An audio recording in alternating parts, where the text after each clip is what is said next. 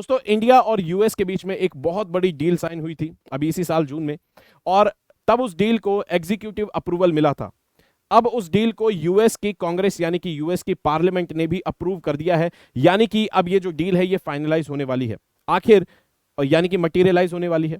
आखिर ये डील क्या है? दरअसल ये डील है जेट इंजन्स के डेवलपमेंट की, और जेट इंजन्स एक बहुत ही ज्यादा सोफिस्टिकेटेड और एडवांस टेक्नोलॉजी है।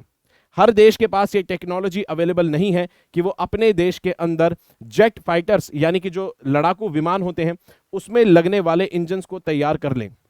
इंडिया की अगर बात करें तो इंडिया ने कई सारी सोफिस्टिकेटेड टेक्नोलॉजी खुद से डेवलप की। इंडिया आज अगर आप देखें बहुत सारी टेक्नोलॉजी इंडिया के पास है, जैसे कि अगर बात करें इंडिया खुद से क्रायोजेनिक इंजन बना चुका है जिससे इंडिया रॉकेट लॉन्च करता है। इसरो के पास जो मार्क 3 इंजन है, मार्क 3 जो लॉन्च व्हीकल है, ठीक है, उसके अंदर आपको देखने को मिलेगा कि क्रायोजेनिक इंजन इंडिया ने खुद डेवलप किया था। उसके अलावा इंडिया के पास एंटी सैटेलाइट टेक्नोलॉजी है कि धरती से आप स्पेस के अंदर कोई सैटेलाइट को मार गिराएं। ऐसी टेक्नोलॉजीज बहुत कम देशों के पास है। उसी तरह से एक बहुत ही ज्यादा सोफिस्टिकेटेड टेक्नोलॉजी है जेट इंजन बनाने की, और आने वाले समय में जिस देश के पास ये सोफिस्टिकेटेड टेक्नोलॉजीज होंगी वो देश उतना ही एडवांस होगा, उसकी मिलिट्री उतनी एडवांस होगी और उतने ही उस देश के अंदर साइंटिफिक प्रोग्रेस भी होगी। यहां पर अगर बात करें इंडिया के पास अभी ये टेक्नोलॉजी नहीं है, इसीलिए इंडिया को जेट इंजन्स के लिए दूसरे देशों पर निर्भर रहना पड़ता है। और यहां पर एक बहुत बड़ी डील साइन हुई है। आखिर ये डील क्या है इसको यहां पर देखेंगे, आगे बढ़ेंगे। और अगर एग्जाम पॉइंट ऑफ व्यू से देखें तो टेक्नोलॉजीज के ऊपर क्वेश्चन आते हैं। अगर मेंस के अंदर देखें 2021 में क्वेश्चन पूछा गया है कि कैसे जो रशिया से इंडिया ने लिया है S-400 एयर डिफेंस सिस्टम, वो किस तरह से टेक्नोलॉजिकली सुपीरियर है बाकी एयर डिफेंस सिस्टम से। उसके अलावा 2018 प्रीलिम्स में आपको क्वेश्चन देखने को मिलेगा जिसमें लॉन्च व्हीकल्स जो है PSLV और GSLV, उसमें यूज होने वाली टेक्नोलॉजी के आधार पर यहां पर क्वेश्चन देखने को मिलेगा। और यहीं पे क्योंकि यूएस और इंडिया के बीच का एक इंपॉर्टेंट रिलेशन, टेक्नोलॉजिकल रिलेशन पर आधारित ये करंट अफेयर है, तो जीएस पेपर 2 के अंदर कवर होगा बायलैटरल रिलेशंस के अंदर। उसके अलावा जीएस पेपर 3 में टेक्नोलॉजी से जुड़ा हुआ है तो जीएस पेपर 3 में कवर होगा। आगे बढ़ने से पहले इस क्वेश्चन को अटेम्प्ट करेंगे और वीडियो को पॉज करके अटेम्प्ट करने की कोशिश करेंगे। कहता है कि भाई नाम बताएंगे उस इंजन का जो इंडिया ने खुद डेवलप किया है, जो एक क्रायोजेनिक इंजन है और जो कि यूज होता है LMV-3 लॉन्च व्हीकल में। और ये जो लॉन्च व्हीकल है इसने क्या करा था, चंद्रयान 3 मिशन के अंदर जो लॉन्च करा था सैटेलाइट को ऑर्बिट के अंदर, उसके अंदर इस्तेमाल होने वाला जो लॉन्च व्हीकल था LMV-3, इंडिया का हैवीएस्ट लॉन्च व्हीकल, उसके अंदर कौन सा इंजन इस्तेमाल हुआ था। तो कहता है कि चंद्रयान 3 को मिशन के अंदर, चंद्रयान 3 मिशन के अंदर लॉन्च होने वाला जो रॉकेट इस्तेमाल हुआ था इंडिया की तरफ से यानी कि लॉन्च व्हीकल, उसके अंदर कौन सा इंजन लगा हुआ था उसको यहां पर अटेम्प्ट करेंगे। वीडियो के एंड में इसका जवाब आपको मिल जाएगा। और अगर आगे बढ़े तो पॉइंट ऑफ डिस्कशन हमारे रहने वाले हैं यहां पर कि भाई what is the latest deal, ये लेटेस्ट डील आखिर क्या है। साथ ही में हम देखेंगे कि इंडिया में भी क्या कोई जेट इंजन डेवलपमेंट का प्रोग्राम रहा है या नहीं। साथ में यहां पर देखेंगे कि जेट इंजन डेवलपमेंट इतना मुश्किल क्यों है, क्यों सिर्फ कुछ ही देश अपने देश में जेट इंजन बना पाते हैं। उसके अलावा jet engine deal with France, France के साथ भी हमारी एक डील हुई थी जेट इंजन्स को लेकर। तो आप देखेंगे यूएस और फ्रांस दो जगह से इंडिया ने इस समय डील की हुई है, तो बहुत ही ज्यादा इंपॉर्टेंट टॉपिक है। साथ में इस डील के फायदे क्या हैं, कैसे इंडिया को फायदा होगा। अगर बात करें यहां पर इसकी शुरुआत कैसे हुई, तो दरअसल जून के अंदर स्टेट विजिट करी थी प्राइम मिनिस्टर मोदी ने यूएस के अंदर, जिस विजिट को बहुत ज्यादा मीडिया कवरेज मिली थी और बहुत इंपॉर्टेंट ये विजिट थी प्राइम मिनिस्टर की एक यूएस के अंदर, ठीक है। और इस समय एक डील साइन हुई थी जनरल इलेक्ट्रिक्स के इंजन्स को लेकर, जो कि जेट फाइटर के अंदर वो इंजन लगता है। तब उस इंजन को एग्जीक्यूटिव अप्रूवल मिल गया था, अब यूएस की कांग्रेस ने इसको अप्रूव कर दिया है, ठीक है। तो फाइनली यहां पर इस इंजन का जो ट्रांसफर है इंडिया में होगा, इंडिया में मैन्युफैक्चरिंग होगी, यूएस के साथ मिलकर इंडिया जो है इस इंजन को तैयार करेगा। और सबसे बड़ी बात है कि 80% टेक्नोलॉजी ट्रांसफर यहां पर की जाएगी, यानी कि सिर्फ इंडिया ऐसा नहीं है कि इंजन्स खरीदेगा और अपने देश के अंदर हवाई जहाज में लगाएगा, बल्कि अब इंडिया जो है यूएस के साथ मिलकर इस इंजन को तैयार करेगा और साथ में 80% टेक्नोलॉजी ट्रांसफर, यानी कि 80% जो नो हाउ है उस टेक्नोलॉजी का, ये बताएंगे कि भाई कैसे बना, वो इंडिया के पास ट्रांसफर कर दिया जाएगा। यानी कि 100% टेक्नोलॉजी ट्रांसफर नहीं है, इस पॉइंट को याद रखेंगे। पहली बात ठीक है। तो यहां पर 80% टेक्नोलॉजी ट्रांसफर ये जो यूएस कर रहा है, इतनी क्रिटिकल टेक्नोलॉजी का, ये भी एक बहुत बड़ी बात है, क्योंकि यूएस जो है अपने जो उनके नेटो एलाय नहीं है जो देश, उनको इतनी स्ट्रेटेजिक और क्रिटिकल टेक्नोलॉजीज को जल्दी से ट्रांसफर नहीं करता है, और इसका एग्जांपल अभी आपको दिखेगा भी। तो इसीलिए क्योंकि इंडिया जो है नेटो का पार्ट नहीं है, फिर भी इंडिया को इतनी इंपॉर्टेंट डील का हिस्सा बनाया जा रहा है, तो ये बहुत ज्यादा इंपॉर्टेंट और एक बड़ी न्यूज बन जाती है। दरअसल 2010 में भी ऐसी ही एक डील की कोशिश की गई थी, जिसके अंदर F414 इंजन की को डेवलपमेंट की बात की गई थी कि भाई यहां पर कुछ F414 इंजन जो है भारत यूएस के साथ मिलकर बनाए, साथ में टेक्नोलॉजी ट्रांसफर भी हो, ठीक है, टेक्नोलॉजी ट्रांसफर भी हो। लेकिन तब इस डील को यूएस की जो कांग्रेस है उनका अप्रूवल नहीं मिला, क्योंकि भाई इनके स्ट्रिक्ट रेगुलेशंस होते हैं कंट्रोल को, टेक्नोलॉजी ट्रांसफर की कंट्रोल को लेकर, तब ये डील साइन नहीं हो पाई थी। अब लेकिन हम देखते हैं कि सिनारियो बहुत चेंज हो गया है।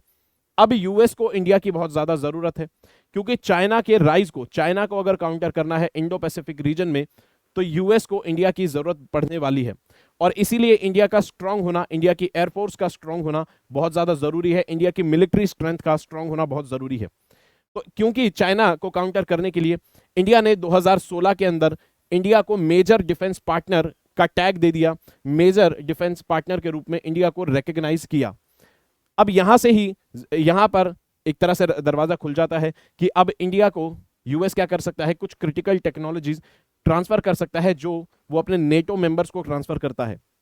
और उसके अलावा जनवरी में आपने देखा होगा कि भाई जो एनएसए अजीत डोवल थे, इन्होंने यूएस के साथ मिलकर एक इनिशिएटिव लॉन्च करा जिसका नाम था initiative on critical and emerging technologies. तो यूएस और इंडिया के बीच में ऑलरेडी कोऑपरेशन चल रहा है क्रिटिकल टेक्नोलॉजीज और उसके ट्रांसफर को लेकर। यहां पर ये एक क्रिटिकल टेक्नोलॉजी है जेट इंजन का डेवलपमेंट। आखिर ये जो इंजन है F414, ये इतना इंपॉर्टेंट क्यों है और क्या है? F414 दरअसल एक इंजन की फैमिली है F404, इसी का पार्ट है। F404 इंजन जो है ये ऑलरेडी भारत इस्तेमाल कर रहा है, किसके अंदर? लाइट कॉम्बैट एयरक्राफ्ट MK1 के अंदर, ठीक है। तो लाइट कॉम्बैट एयरक्राफ्ट MK1 के अंदर इंडिया ऑलरेडी F414 इंजन का इस्तेमाल कर रहा है, और इंडिया अभी बना रहा है LCA MK-A1। इसमें भी आपको देखने को मिलेगा कि भाई F414 इंजन का ही इस्तेमाल हो रहा है, ठीक है। और अब इसका अपग्रेडेड वर्जन जो है वो है F414, ठीक है। F404 इंजन का अपग्रेडेड वर्जन है F414, ऑलरेडी इंडिया F404 का इस्तेमाल कर रहा है। और ये जो F414 इंजन है ये ऑलरेडी कहां पर अभी यूज हो रहा है? तो इंपॉर्टेंट एयरक्राफ्ट जैसे आपको मिलेंगे सुपर हॉर्नेट, बोइंग का, ये बोइंग का एयरक्राफ्ट है, बोइंग कंपनी का F-18, इसके अंदर आपको F414 इंजन इस्तेमाल होता हुआ नजर आएगा। उसके अलावा जो 39 ग्रिपेन एयरक्राफ्ट है ये स्वीडन का, ठीक है, स्वीडन का एयरक्राफ्ट है, इसके अंदर भी आपको F414 इंजन जो इंडिया ले रहा है वो आपको नजर आएगा, ठीक है। तो ऑलरेडी ये बहुत इंपॉर्टेंट हवाई जहाज जो है, एयरक्राफ्ट इनके अंदर आपको देखने को मिलेंगे। F414 जो है ये 98 किलो न्यूटन का थ्रस्ट पैदा करता है, और F414 84 किलो न्यूटन का, यानी कि F414 से ज्यादा थ्रस्ट पैदा करता है कौन सा?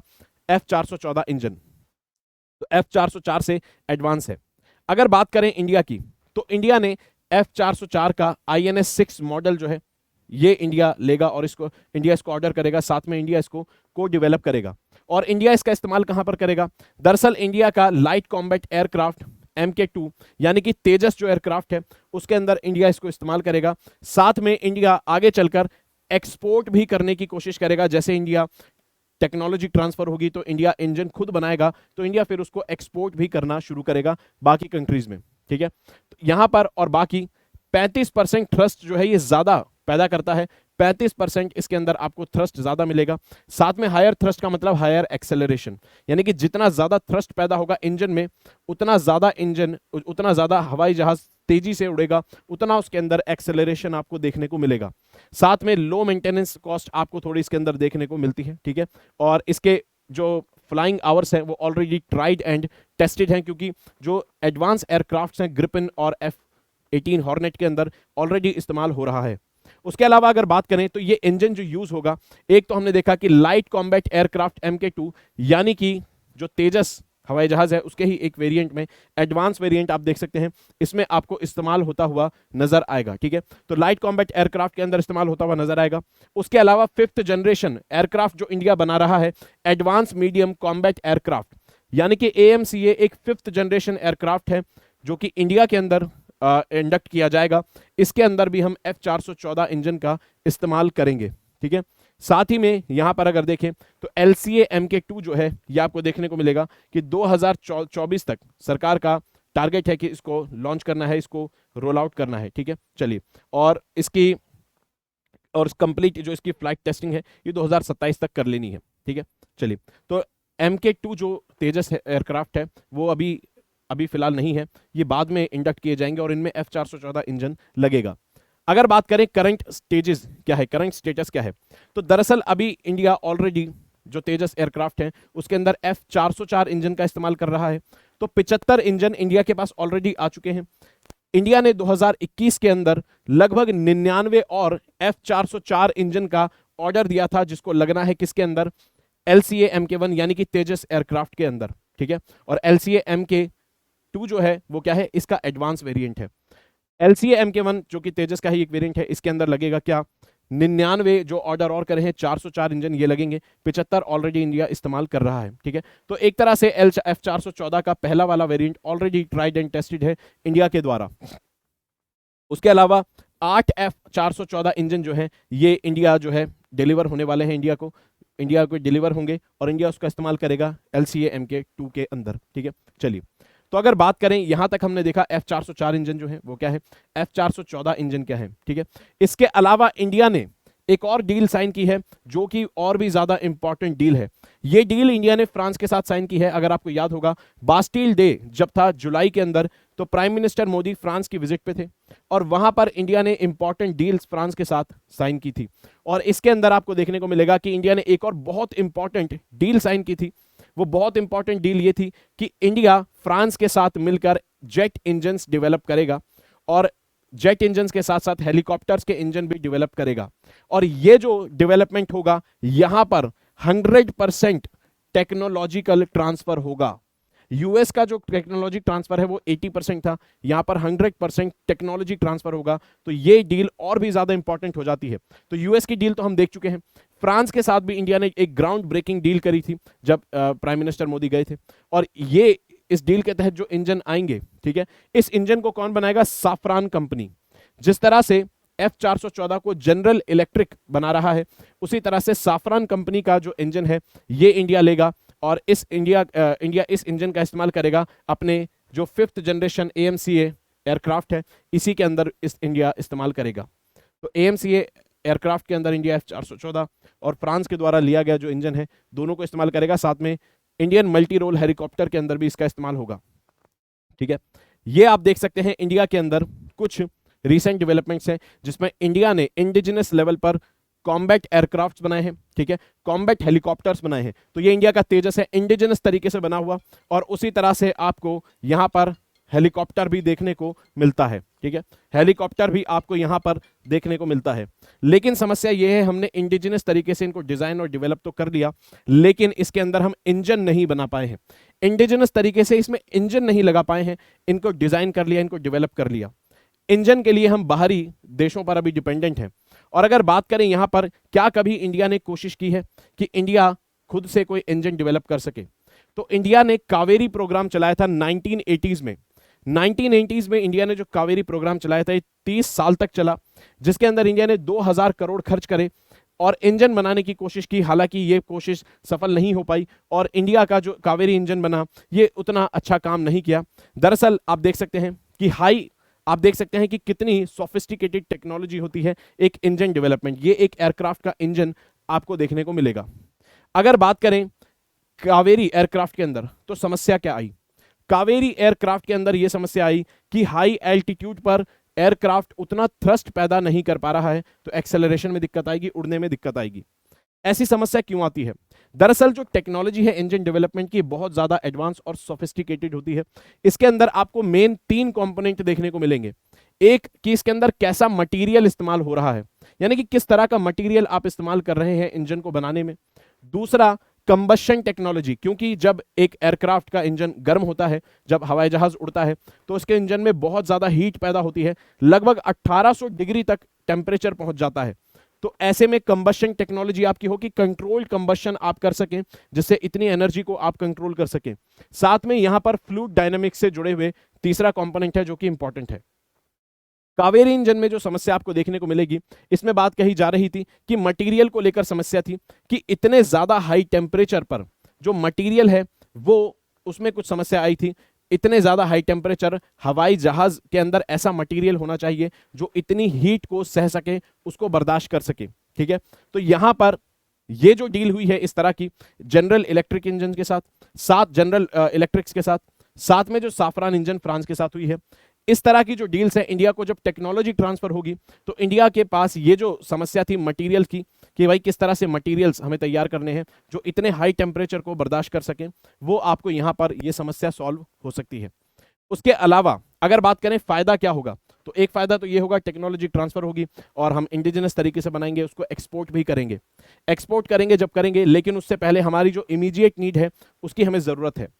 इंडिया के पास एयरक्राफ्ट पर्याप्त मात्रा में होने जरूरी है, क्योंकि चाइना और पाकिस्तान दोनों का खतरा, टू फ्रंट वॉर सिनेरियो का खतरा हमेशा इंडिया पे बना रहता है, और इंडिया भी मॉडर्नाइज कर रहा है अपनी मिलिट्री और आर्मी को, ठीक है, और एयरफोर्स को। अगर बात करें यहां पर, तो इंडिया क्या करेगा आने वाले ये जो दशक है 2030 के एंड तक, इंडिया कुछ इंपॉर्टेंट हवाई जहाज जैसे मिराज, जैगुआर और मिग 29 को फेज आउट करेगा, यानी कि रिटायर कर देगा। ऐसे में इंडिया को नए हवाई जहाज इंडक्ट करने होंगे, जैसे कि तेजस जो कि इंडिजिनस तरीके से बना हुआ है और काफी अच्छा एयरक्राफ्ट है, ये सब इंडिया में इंडक्ट किए जाएंगे। तो जरूरत पड़ेगी उस समय इंजन्स की। ठीक है, उसके अलावा तेजस का भी जो एडवांस वेरिएंट आएगा, 5th जनरेशन एयरक्राफ्ट आएगा, उन सब में इंजन्स की जरूरत पड़ेगी। और साथ ही में यहां पर मिग 21 के जो स्क्वाड्रंस हैं, इनको भी 2025 के एंड तक फेज आउट करने का प्लान है। तो यहां पर जब एयरक्राफ्ट को हटाया जाएगा पुराने, तो नए एयरक्राफ्ट जो आएंगे उसके अंदर नई टेक्नोलॉजी होगी। तो इसीलिए जरूरी है इंडिया की जो स्ट्रेंथ है एयरफोर्स की, ये बनी रहे, इसलिए ये टेक्नोलॉजीज बहुत ज्यादा जरूरी है। अगर बात करें यहां पर, आप मेरे साथ जुड़ सकते हैं दोस्तों स्पेशल क्लास के अंदर। स्पेशल क्लास अनअकैडमी की ऐप पर फ्री होती है, लाइव होती है, इसमें जुड़ सकते हैं। साथ में प्लस कोर्स में आप मेरे साथ 6th to 12th क्लास तक एनसीईआरटी पढ़ सकते हैं, हिस्ट्री की मेरे साथ। और अनअकैडमी का कोई सा भी कोर्स खरीदना हो तो कोड लगाएंगे SMK लाइव।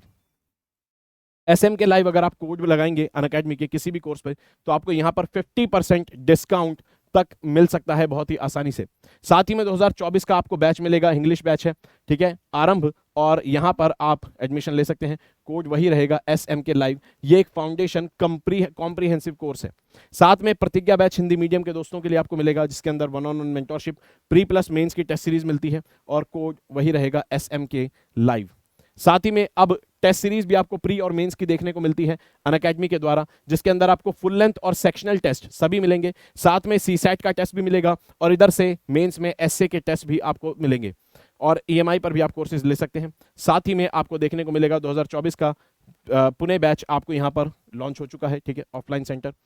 आगे बढ़ने से पहले क्वेश्चन का जवाब लेते जाएंगे कि भाई चंद्रयान 3 जो लॉन्च हुआ था, इसके अंदर जो लॉन्च व्हीकल था उसके अंदर कौन सा क्रायोजेनिक इंजन लगा हुआ है।